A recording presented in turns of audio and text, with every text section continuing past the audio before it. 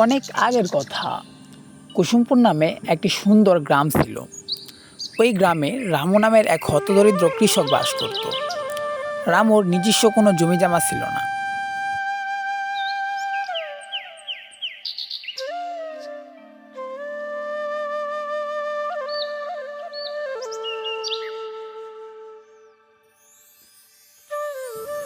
তার নিজের বলতে ছিল শুধুমাত্র একটি সাদা গাভী।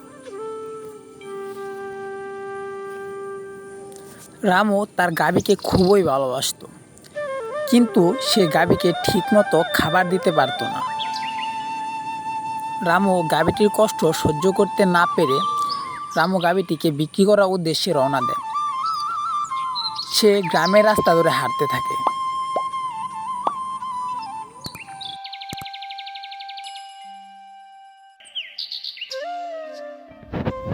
কিছু দূর যাওয়ার পর রামুর একটি সাধুর সাথে দেখা হয়। সাধু তখন রামুকে বলতে থাকে, কিরে, তুই তোর জাদুর গরুটি বিক্রি কেন করছিস?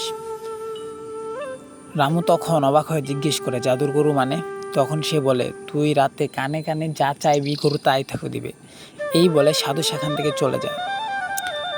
সাধুর কথা মতো রামু গরুটিকে নিয়ে বাড়িতে চলে যায়।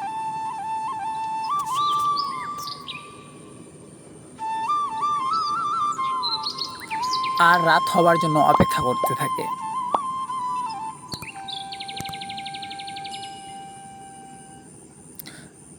রাত হওয়া মাত্রই রামু গাভীটির কাছে যায় এবং বলতে থাকে তার অনেক সোনার প্রয়োজন, সে অনেক সোনা চায়।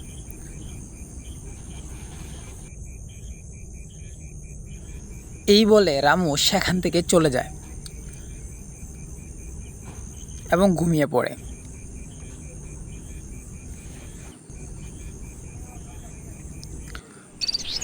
পরের দিন সকালবেলা রামু ঘুম থেকে উঠে তার গরুর কাছে যায়। রামু গরুর কাছে গিয়ে অবাক হয়ে যায়, কারণ সত্যি সত্যি সেখানে এক কলস পরিপূর্ণ সোনা ছিল, যা দেখে রামু পুরাই অবাক হয়ে যায়। সে তাড়াতাড়ি করে সোনাগুলোকে ঘরে নিয়ে যায়